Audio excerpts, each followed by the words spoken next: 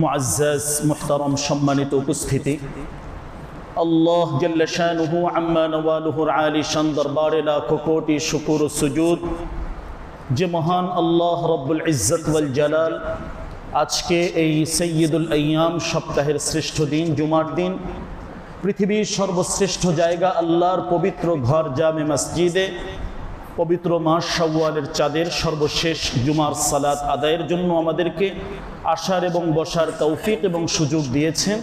সর্বপ্রথম মহান মালিকের দরবারে শুকরিয়া আদায় করি, অন্তরের অন্তঃস্থল থেকে কালিমাতুশ শুকর আদায় করি আলহামদুলিল্লাহ।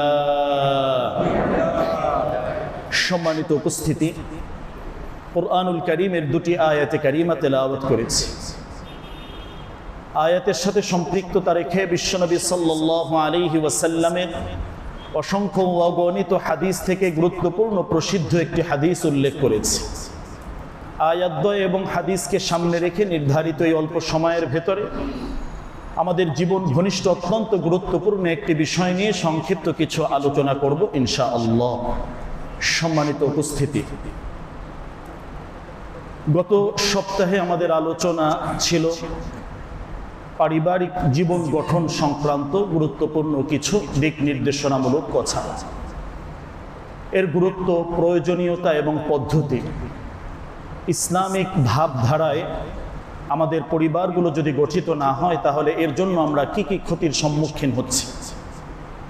আল্লাহ সুবহানাহু ওয়া তাআলা যত নিয়ামত আমাদেরকে দিয়েছেন এর মাঝে শ্রেষ্ঠতম নিয়ামতগুলো অন্যতম উল্লেখযোগ্য হলো আমাদের বিবি বাচ্চা, আমাদের স্ত্রী, আমাদের সন্তান আমাদের জন্য বহুত বড় নিয়ামত। তাদেরকে সঠিকভাবে দিক নির্দেশনা অভাবে যদি তারা পথভ্রষ্ট হয়ে যায়, দিন থেকে সরে যায়, তাহলে স্থায়ীভাবে আমরা ক্ষতিগ্রস্ত হব। বিশ্বনবী সাল্লাল্লাহু আলাইহি ওয়াসাল্লাম এই বিষয়টিকে পারিবারিক জীবনে মানুষ যাতে সফল হয় এবং এই জায়গায় যে ভুলগুলো হচ্ছে এই ভুলগুলোকে বিশ্বনবী সাল্লাল্লাহু আলাইহি ওয়াসাল্লাম চিহ্নিত করে এখান থেকে উত্তরণের পথগুলো কি হবে, আল্লাহ রাসূল আমাদেরকে সেই পরামর্শ দিয়েছেন যাতে আমরা দুনিয়ায় সফল হই, যাতে আমরা আখিরাতেও সফল হই।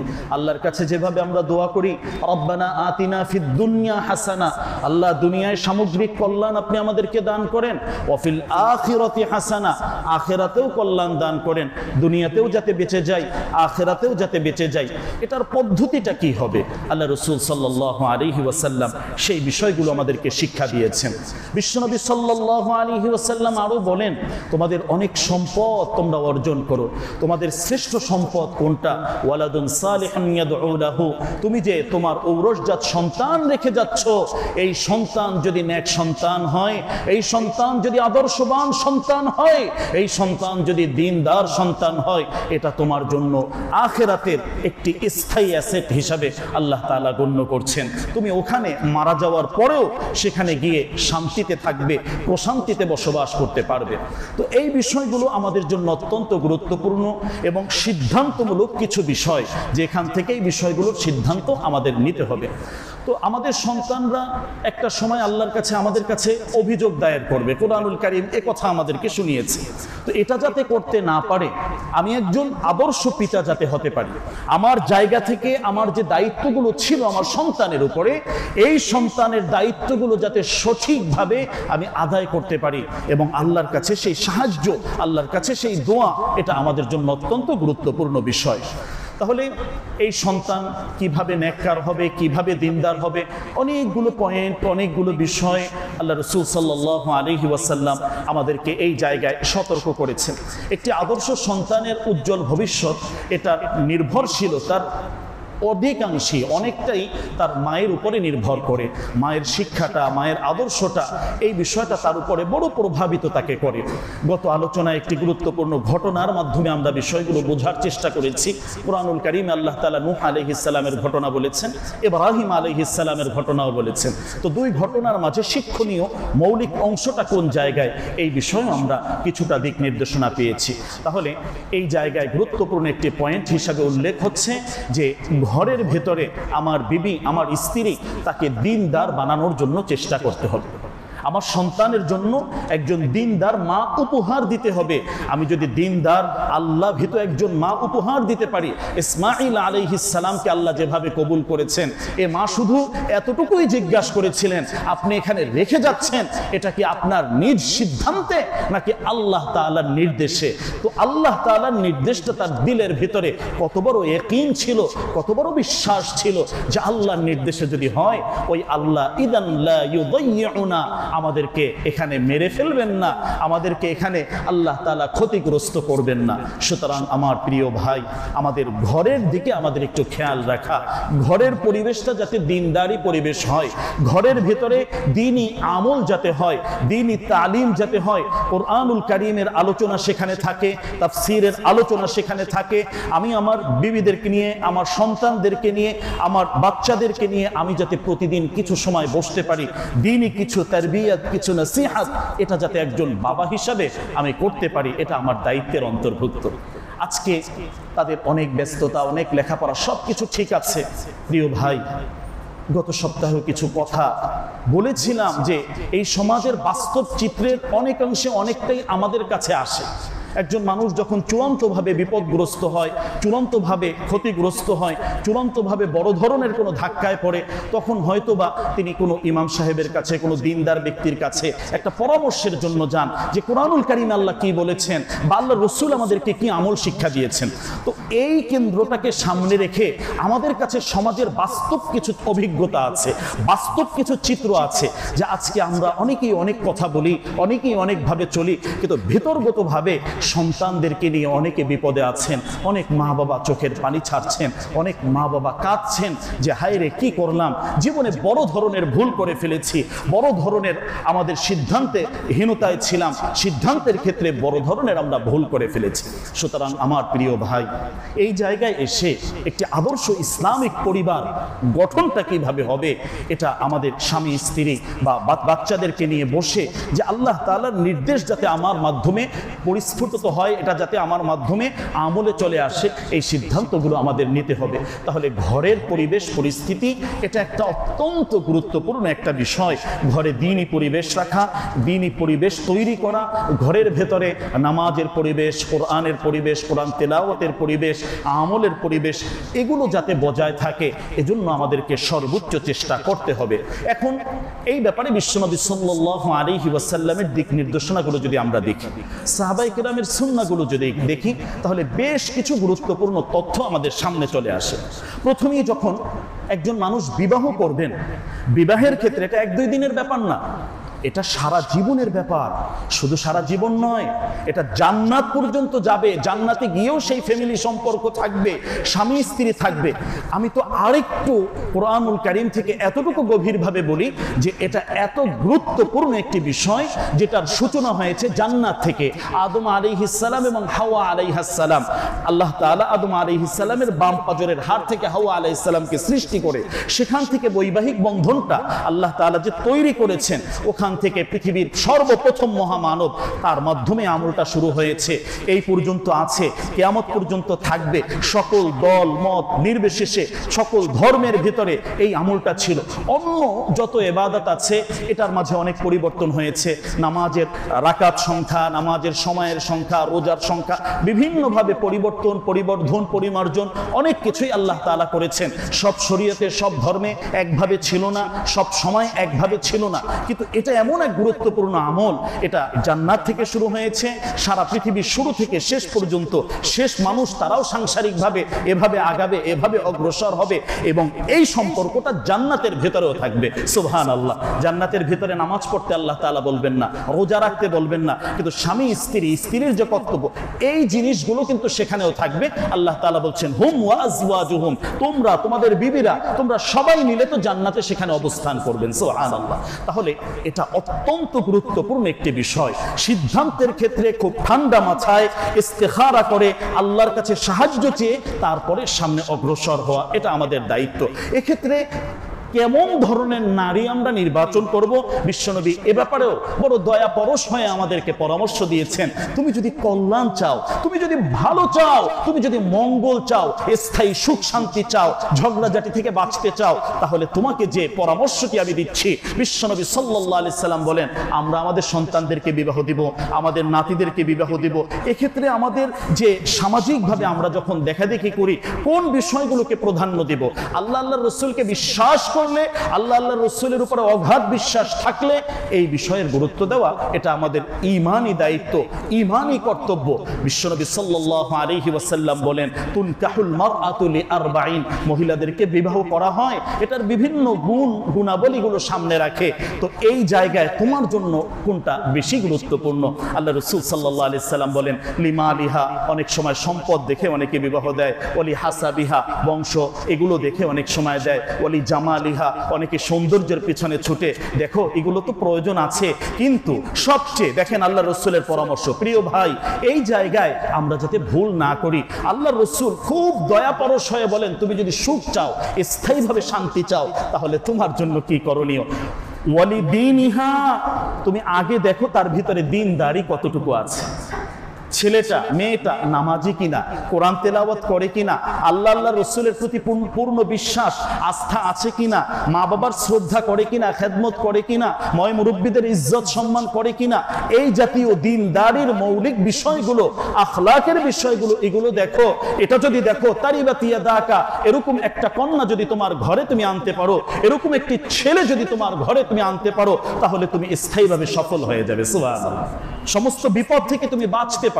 তো আজকে আমরা অনেক সময় অনেক কিছু ভাবি, অনেক কিছু দেখি। প্রিয় ভাই, দেখার অধিকার আছে, কিন্তু আমার কুফুর যে বিধানটা আছে, এই কুফুর বিধানটা রক্ষা করা এবং দিনদারিটা কতটুকু আছে, যে এই সন্তানটা আমার ঘরে আসবে, আমার মেয়ের মতো তাকে আমি নিব, আমার ছেলের মতো গ্রহণ করে নিব, সে আমাকে কতটুকু মানবে, কতটুকু ইজ্জত করবে, তার ভিতরে আল্লাহর ভয়টা কতটুকু আছে।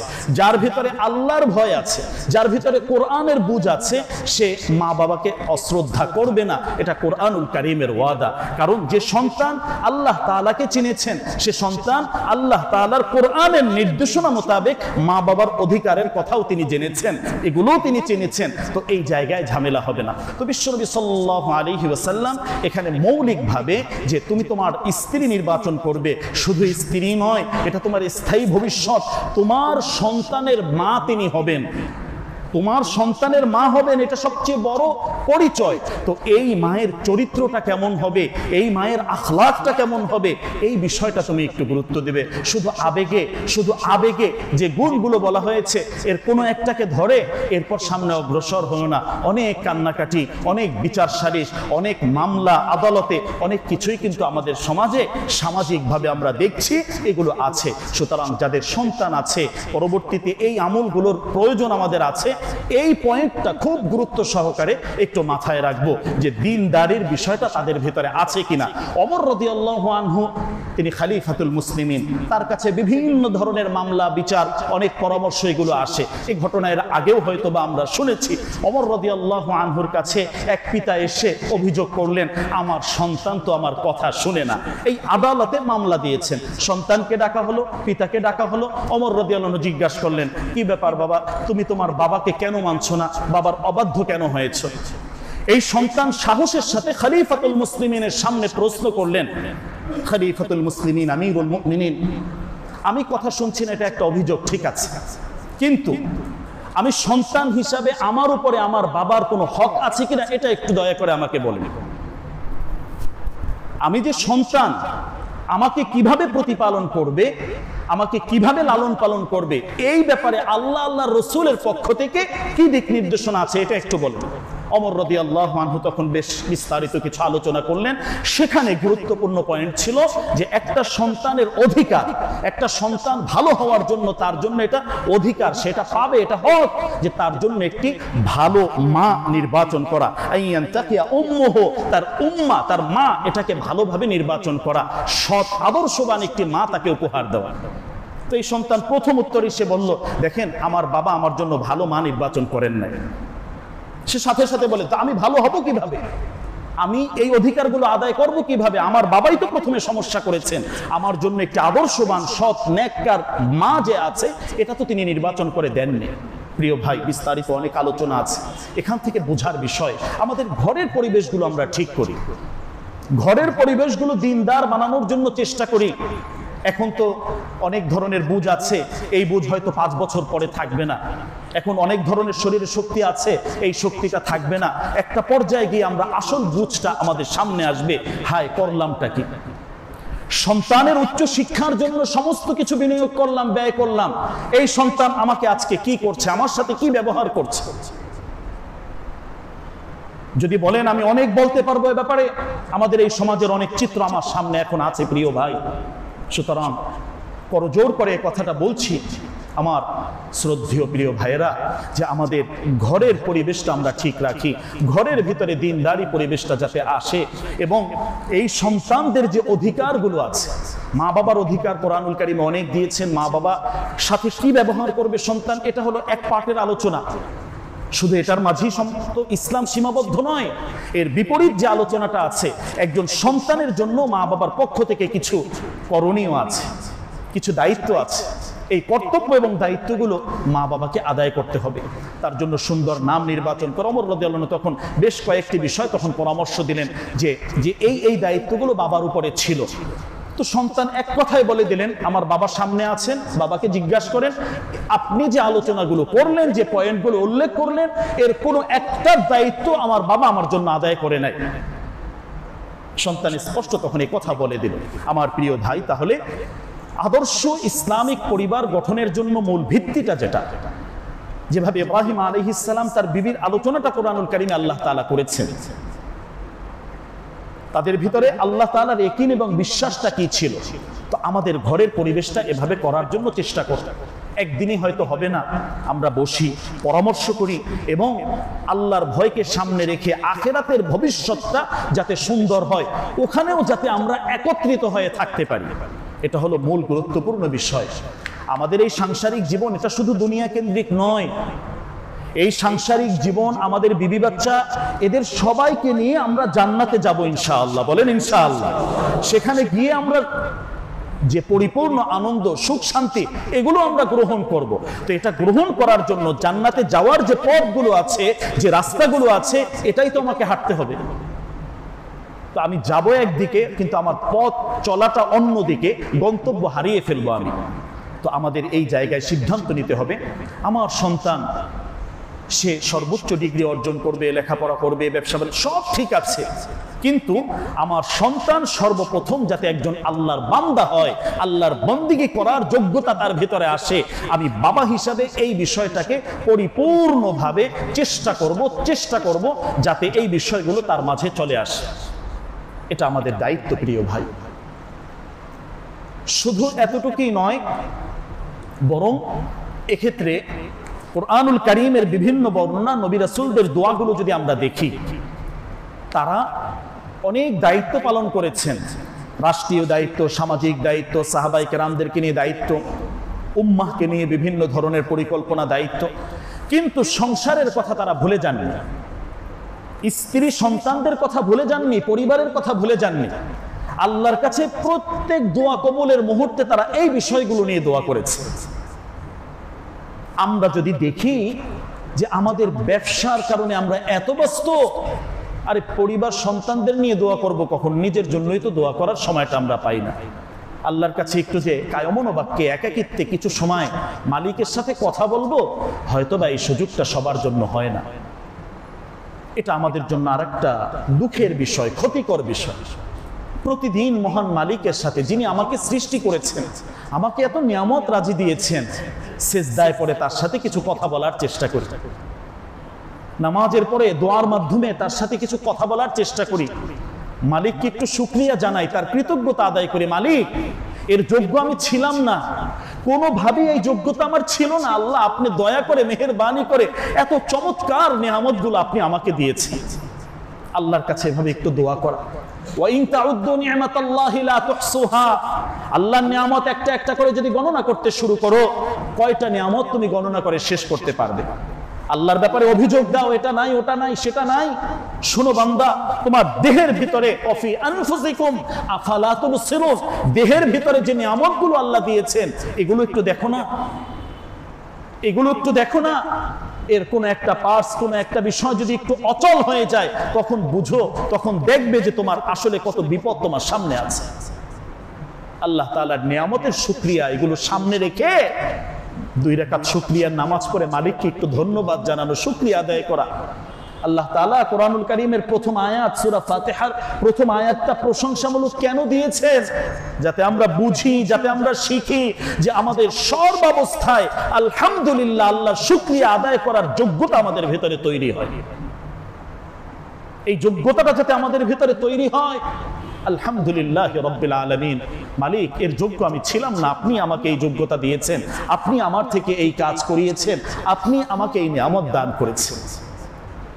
তাহলে নিজেদের জন্য দোয়া, এবং এই ক্ষেত্রে প্রতিদিন একটা সময় করে আদর্শ পরিবার যদি আমরা চাই, আমাদের বিবি বাচ্চাদেরকে নিয়ে জান্নাতে যদি থাকতে চাই, অবস্থান করতে চাই, তাহলে কিছু না কিছু সময়ে প্রতিদিন কোরআন সুন্নাহর যে পরামর্শ, যে দোয়াগুলো আছে, এগুলো দিয়ে আমরা কিছু আল্লাহর কাছে দোয়া করার চেষ্টা করব। আমরা যদি দেখি, সন্তান এটা আল্লাহর পক্ষ থেকে বড় ধরনের নিয়ামত। গত আলোচনায় আমাদের এই বিষয়টি ছিল যে আল্লাহ অনেককে সন্তান দেন, অনেককে দেন না, অনেককে ছেলে দেন, অনেককে শুধু মেয়ে দেন, অনেককে উভয়টাই দেন, আবার কাউকে তো কিছুই আল্লাহ তাআলা দেন না। আল্লাহর অনেক পরীক্ষা এখানে রয়েছে। তো মালিক আল্লাহ তাআলা আমাদেরকে এই পরীক্ষা থেকে বাঁচিয়েছেন, আমাদেরকে সন্তান দিয়েছেন, এটা অনেক বড় নিয়ামত, শুকরিয়া আদায় করতে হবে। আল্লাহ এই সন্তান, এটা তো আপনার পক্ষ থেকে আমার জন্য বড় ইহসান। নবীদের জাকারিয়া আলাইহিস সালামের মাকবুল দোয়া, যে দোয়াটা আল্লাহ তাআলা কবুল করেছেন সূরা আম্বিয়ার ভেতরে, রব্বি লা তাযারনি ফারদান ওয়া আনতা খায়রুল ওয়ারিসিন, তিনি এই দোয়া করতেন আল্লাহর কাছে, আল্লাহ আমাকে একাকিত্ব ছেড়ে দিয়েন না, একাকী আপনি আমাকে ছেড়ে দিয়েন না, যে আমি পৃথিবী থেকে চলে যাব, আমার বংশ থাকবে না, আমি নির্বংশ হয়ে যাব, আমার জন্য দোয়া করার কেউ থাকবে না, হাত তোলার কেউ থাকবে না, এমনটা যেন আমি না হই আল্লাহ। ভাইরে, সন্তান সন্ততি আল্লাহ তাআলার নির্দেশ হলো এগুলো বেশি বেশি তোমরা রেখে যাও। যত বেশি থাকবে তত বেশি তোমাদের জন্য কল্যাণ, দুনিয়ায়ও কল্যাণ, আখিরাতেও কল্যাণ। তোমার যদি 4টা সন্তান থাকে, 5টা সন্তান থাকে, এই 5টা সন্তান 5 জায়গায় থেকে 10টা হাত আল্লাহর কাছে তুলবে, মালিকের কাছে দোয়া করবে, রব্বিরহামহুমা কামা রাব্বায়ানি সাগীরা। আর একটি সন্তান, আল্লাহ না করুক এটা যদি বিগড়িয়ে যায়, আল্লাহ না করুক এটা যদি দিন থেকে সরে যায়, তোমার কপালে বড় দুর্ভোগ আছে। দোয়া করার মতন কেউ তোমার থাকবে না, তোমার নামটা নেওয়ার মতো কেউ থাকবে না। তাহলে দুনিয়ায় জীবিত অবস্থায়ও এক সন্তান যদি তোমার সাথে খারাপ ব্যবহার করে, অন্য সন্তান তোমার আশ্রয়স্থল হিসাবে থাকবে। তোমাকে ওই যে বড়দের এতিমখানা আছে, বিভিন্ন ভাবে আমরা জানি, এই জায়গায় তোমাকে যেতে হবে না, বৃদ্ধাশ্রমে তোমাকে যেতে হবে না। এক সন্তান না হয় অন্য সন্তান, অন্য না সন্তান হয় আর এক সন্তান, কেউ না কেউ তোমাকে আশ্রয় দিবে। একটাই তোমার সন্তান, আর এ যদি দিনের বুঝ থেকে দূরে সরে যায়, তাহলে ওই বৃদ্ধাশ্রমই হলো তোমার জন্য জায়গা। আল্লাহ রাসূল সাল্লাল্লাহু আলাইহি ওয়াসাল্লাম এই পরামর্শগুলো দিচ্ছেন। বিশ্বনবী কোন নারীকে তুমি বিবাহ করবে, আল্লাহ রাসূল এই আলোচনা সহিহ বুখারীর ভিতরে বলেছেন, তাযাওয়াজুল ওয়াদুদ আল ওয়ালুদ, এমন মেয়েকে নির্বাচন করো যাদের ফ্যামিলি হিস্ট্রি দেখো, যাদের অধিক সন্তান রয়েছে, সন্তান সম্ভবা হয়, এরকম নারীকে তুমি নির্বাচন করো। হয়তো এই আলোচনা কখনো শুনেন নাই, কিন্তু বিশ্বনবী সাল্লাল্লাহু আলাইহি ওয়াসাল্লাম এই কথাই আমাদেরকে বলেছেন। আল্লাহ রাসূল সাল্লাল্লাহু আলাইহি ওয়াসাল্লাম আদর্শ পরিবার কিভাবে হবে, পারিবারিক নিয়ম নীতিগুলো কি হবে, আল্লাহ রাসূল সাল্লাল্লাহু আলাইহি ওয়াসাল্লাম চমৎকার ভাবে এই বিষয়গুলো আমাদেরকে বুঝিয়ে দিয়েছে।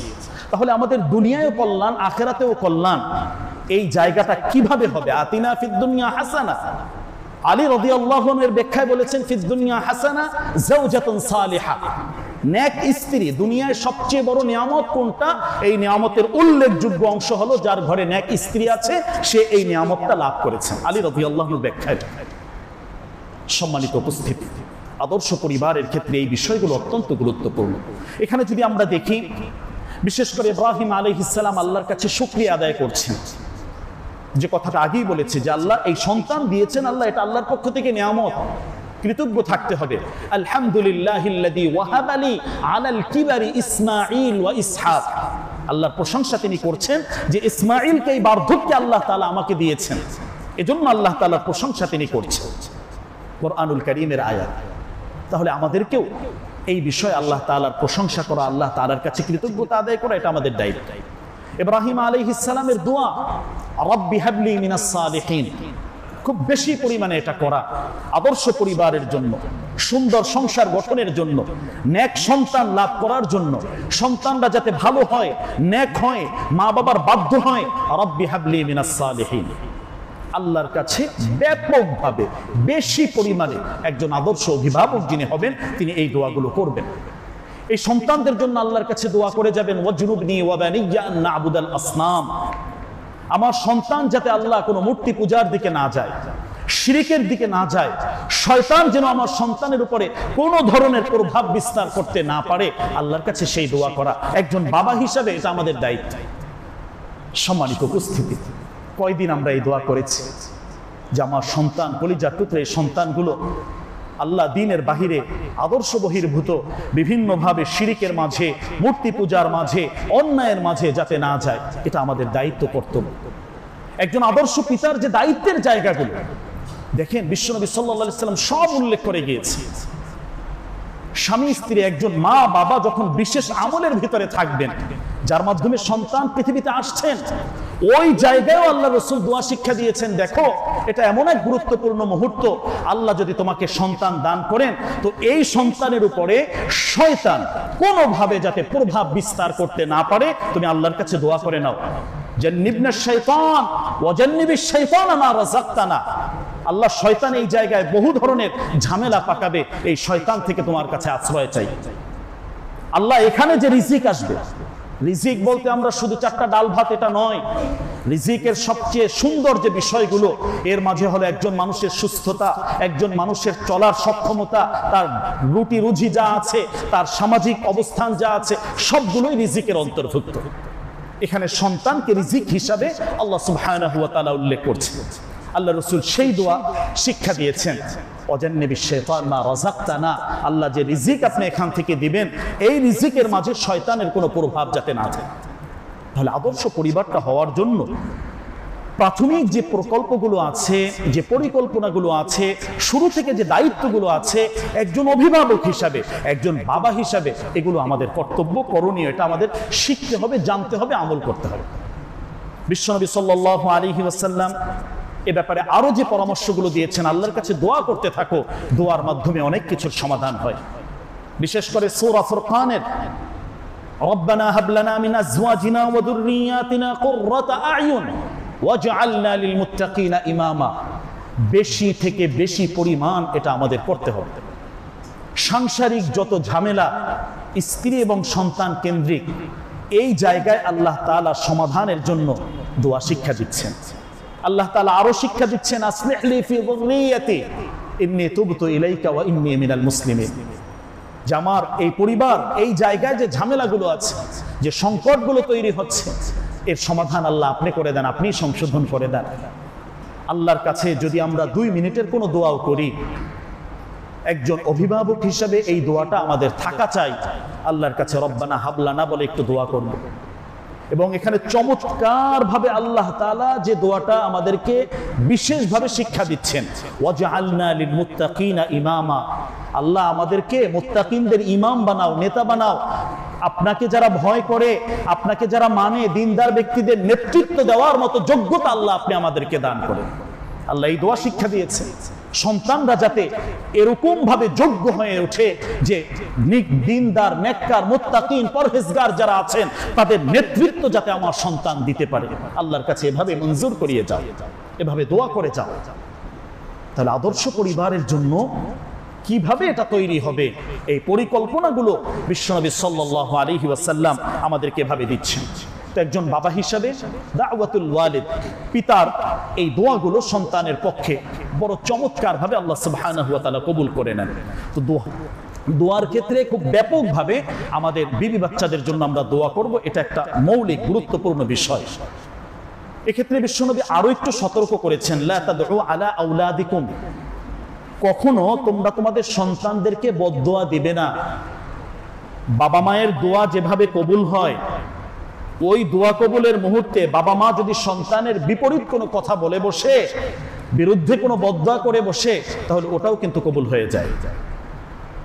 বিশ্বনবী সতর্ক করেছেন, যত তোমার রাগ আসুক কন্ট্রোলে রাখো, নিয়ন্ত্রণে রাখো, কিন্তু এমন না তোর মতন সন্তান দরকার নাই, তুই মরে যা, তুই দূরে যা, এরকম কথা নাউযুবিল্লাহ আস্তাগফিরুল্লাহ একজন মা একজন বাবা কখনো যেন সন্তানদেরকে উদ্দেশ্য করে না বলি। এটা যদি দোয়া কবুলের মুহূর্ত হয়, আমার সন্তান বিপদগ্রস্ত হলে সবচেয়ে বেশি কাঁদবো আমি ক্ষতিগ্রস্ত হব। এই জায়গায় আল্লাহ রসুল যেভাবে বললেন মা বাবার দোয়া কবুল হয়, সাথে সাথে এই কথাটাও স্মরণ করিয়ে দিলেন, লা তাদউ আলা আওলাদিকুম, তোমরা তোমাদের সন্তানদের বিরুদ্ধে কখনো আল্লাহর কাছে বদদোয়া করবে না। মুখ থেকে এই জাতীয় কোনো কথাই তোমরা বলবে না। তোমার ভাল লাগছে না, তুমি সরে যাও, অন্য আলোচনায় চলে আসো, পরে এক সময় তাকে বোঝানোর চেষ্টা করো, তার মায়ের মাধ্যমে বোঝানোর চেষ্টা করো, কিন্তু কখনো বদদোয়া দিও না তাকে। এটা তার জন্য তুমিই ক্ষতি করলে, তোমার সন্তানের ক্ষতি তুমিই করলে, পরবর্তীতে তুমি কাঁদবে। সপ্তাহ পর সপ্তাহ, মাসের পর মাস, বছরের পর বছর তোমাকেই কাঁদতে হবে। বিশ্বনবী সাল্লাল্লাহু আলাইহি সাল্লাম খুব গুরুত্ব সহকারে এই বিষয়টিও আমাদেরকে জানিয়ে দিলেন যে এই সন্তানের ব্যাপারে কখনো তোমরা বদদোয়া করবে না। তাহলে আল্লাহ রসুল সাল্লাল্লাহু আলাইহি ওয়াসাল্লাম আদর্শ পরিবার গঠনের ক্ষেত্রে এই জাতীয় গুরুত্বপূর্ণ কিছু মূল নীতি আমাদেরকে দিয়েছেন।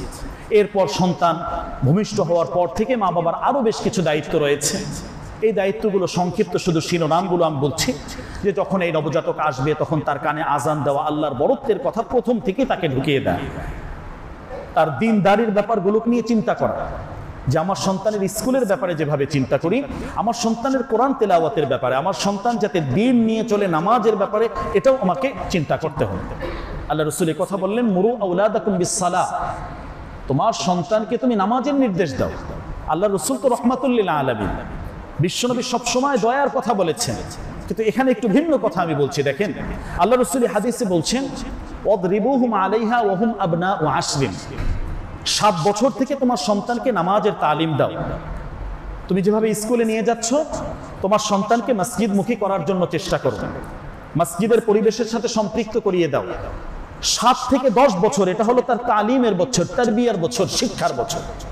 10 বছর এরপরে যদি নিয়মিত নামাজি না হয়, আমার প্রিয় অভিভাবক যারা আছেন একটু ভালোভাবে শুনেন, আল্লাহ রাসূল রাহমাতুল লিল আলামিন তিনি বলছেন, ওয়াদরিবুহুম, 10 বছরের পরে তোমার সন্তান যদি নামাজ না পড়ে, তাহলে তাকে প্রহার করো, তাকে মারো, তারপরেও তাকে নামাজ পড়ানোর জন্য চেষ্টা করো।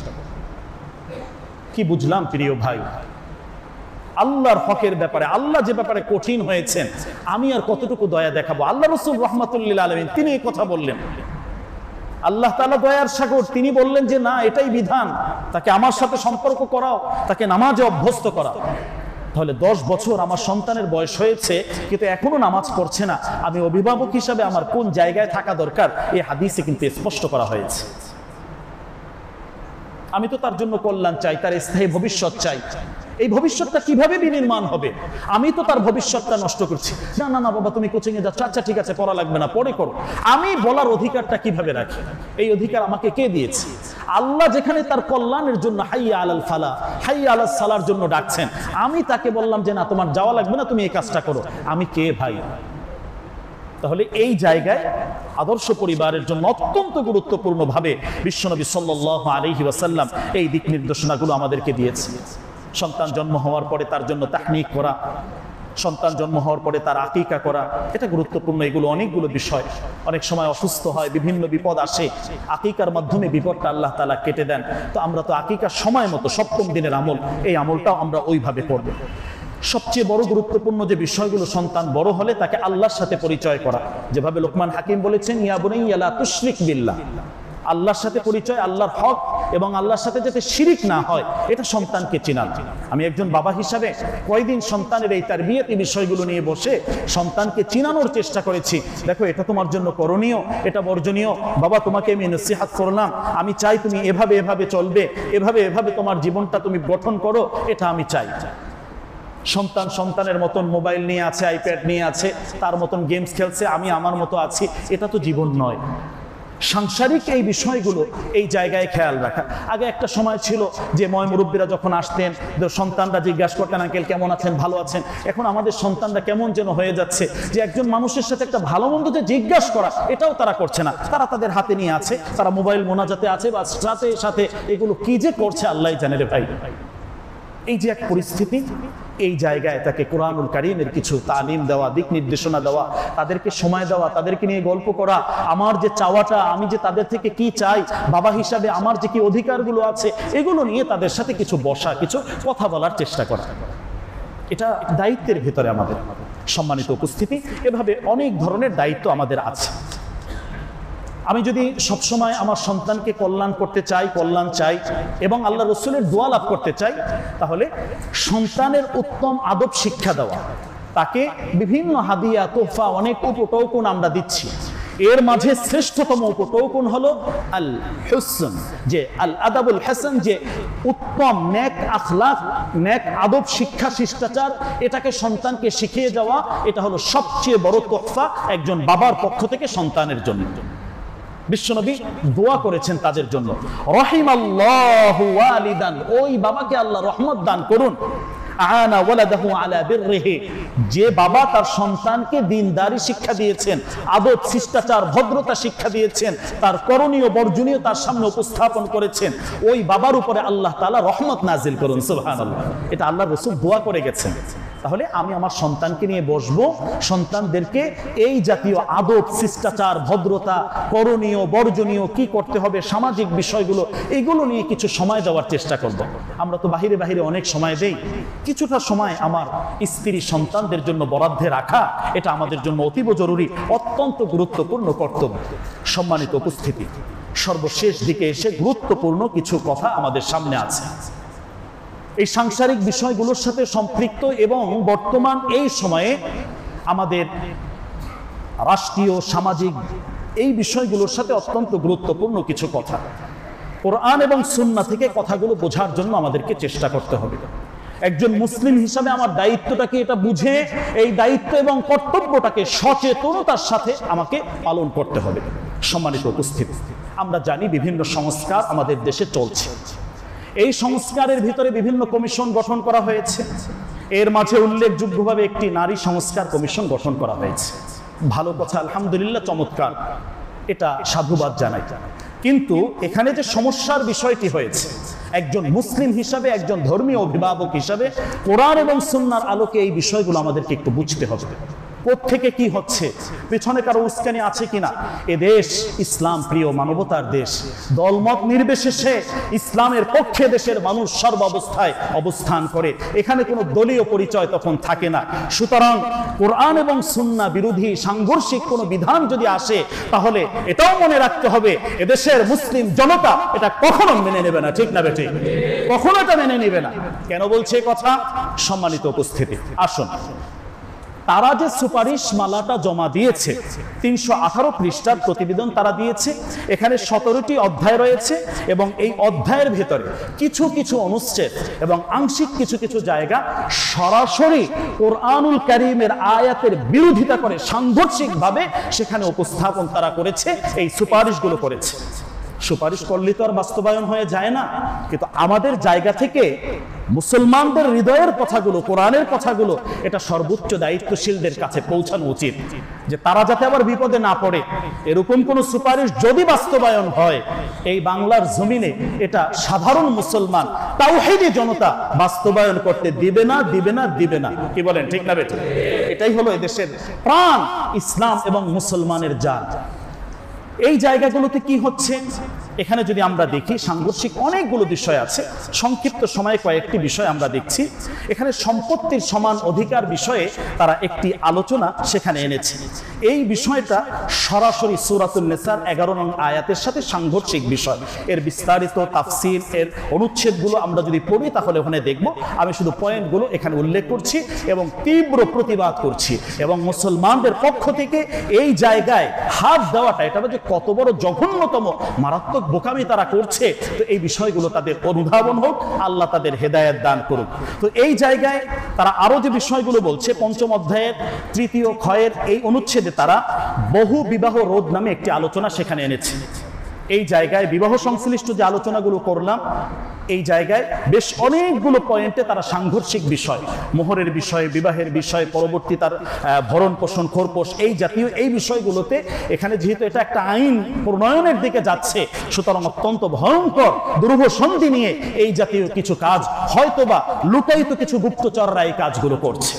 মুসলমানদের এদেশে যারা এখন দায়িত্বে আছেন তাদেরকে বিপদে ফেলার জন্যই এই কাজগুলো হয়তোবা হচ্ছে। কুরআনুল কারীম ফানকিহু মা তাবা লাকুম মিনান নিসা, সূরা নিসার এই আয়াতের সাথে সরাসরি এটা সাংঘর্ষিক বিষয়। 10ম অধ্যায়ে এই জায়গায় আরেকটি বিষয় তারা এনেছেন, শরীর আমার সিদ্ধান্ত আমার, অত্যন্ত জঘন্যতম লজ্জিত কিছু বিষয় এখানে তারা উপস্থাপন করেছেন, নারী বিষয়ক কিছু বিষয়। এই বিষয়টা ওয়াল্লাম ইয়াহকুম বিমা আনজালাল্লাহ, আল্লাহ তাআলার বিধানের বাহিরে যারা এই ফয়সালাগুলো করে, এই জাতীয় অনেকগুলো আয়াত আছে, এই আয়াতগুলোর সাথে সরাসরি সাংঘর্ষিক বিষয় এখানে তারা ঢুকিয়ে দিয়েছে। এরপর আমরা যদি আরো দেখি, কিশোরদের মানসিক স্বাস্থ্য ব্যবস্থাপনা একটা অধ্যায় সেখানে এনে তারা এই জায়গাও বেশ ভয়ঙ্কর কিছু বিকৃতি তারা এখানে করেছে। কিশোরীদের এই যে স্বাস্থ্য বিষয় কিছু বিষয় বোঝানোর জন্য এটা কোরআনুল কারীম ইয়াসআলুনাকা আনিল মাহিয়্যিদ কুল হুয়া আযা, এই আয়াতের সাথে সরাসরি সাংঘর্ষিক বিষয়। এটা যদি এখনই তারা মেনে না নেয়, বাংলাদেশে তুমুল তীব্র একটি আবার আন্দোলন কিন্তু শুরু হয়ে যেতে পারে। সুতরাং এই জাতীয় ইসলামের উপরে আঘাত আসবে এরকম কোনো বিষয় যাতে কখনো কোনো সরকার, কোনো দায়িত্বশীল কখনো যেন এই জাতীয় কোনো বিষয় হস্তক্ষেপ করতে না পারে, এটা আমাদের খুব স্বাভাবিকভাবেই সচেতন এবং খুব দায়িত্বশীলতার সাথে এই জায়গাগুলো আমাদেরকে প্রতিবাদ করতে হবে। এরপর আমরা যদি আরো দেখি, 3য় অধ্যায়ে আরেকটি তারা পয়েন্ট সেখানে এনেছেন, শিশু দত্তক সংস্কার আইন একটি এখানে অধ্যায় এনেছেন। এই জায়গায়ও কোরআনুল কারীমের সাথে অত্যন্ত সাংঘর্ষিকভাবে বেশ কিছু বিষয় সেখানে এনেছেন। দত্তক নেওয়ার পরে তাদের অবস্থানগুলো কি হবে, সম্পদের অবস্থান, এই জাতীয়। তো এখানে ওমা জাআলা আদিয়াকুম ওয়া আবনাকুম এই আয়াতের সাথে সরাসরি সাংঘর্ষিক কিছু বিধান, আইন তারা এখানে প্রণয়ন করার জন্য সুপারিশ করেছে। এরপরে প্রিয় ভাই, সময় তো একটু শেষ, সর্বশেষ গুরুত্বপূর্ণ আরেকটি কথা বলি, মানুষের রুচি বিকৃতির কোন পর্যায়ে গেলে কথা তারা আনতে পারে এবং আইন করার জন্য সুপারিশ করতে পারে। তীব্রভাবে প্রতিবাদ তো এখন শুধু করছি, পুরা দেশ এই ব্যাপারে কিন্তু আবার নড়বড়ে হয়ে যাবে যদি এরকম কোনো বিষয় এখানে ঘটতে যায়। ভয়ঙ্কর কিছু ষড়যন্ত্রের এখানে গন্ধ আমরা পাচ্ছি। এখানে তারা যে বিষয়টি এনেছে 12 অধ্যায়ের ভিতরে, যৌন কর্মীদের শ্রমিক হিসাবে স্বীকৃতি দেওয়া। নাউজুবিল্লাহ বলেন। কথাটা বুঝছেন ভাই? যারা জেনা করছে তাদেরকে স্বীকৃতি দেওয়ার জন্য একটা সুপারিশ এখানে করা হচ্ছে। আবার নাউজুবিল্লাহ বলেন। বিকৃত মানুষ যদি হয়, যে কোন পর্যায়ে গেলে এই জাতীয় সুপারিশ মালাগুলো আসে। কুরআনুল কারীম আল্লাহ তাআলা বলছেন আয-যানিয়াতু ওয়াজ-যানি ফাজলিদু, জিনার কঠিন শাস্তির কথা এসেছে, কাবীরা গুনাহ হারামের কথা এসেছে। আল্লাহ তাআলা ওয়ালা তাকরাবুজ জিনা, এর আশপাশেও যাবে না। আর তারা স্বীকৃতির দাবি তুলছে এবং এটা আইন হিসাবে বাস্তবায়ন করার জন্য তারা সুপারিশ করছে। আমার প্রিয় ভাই, আজকে স্বাভাবিকভাবে শুধু এতটুকু পয়েন্টগুলো বললাম, প্রয়োজন হলে বিস্তারিত আলোচনাও এর উপরে আসবে ইনশাআল্লাহ। তো আমরা যারা মুসলমান আছি আমাদেরকে সাবধান থাকতে হবে, সতর্ক থাকতে হবে।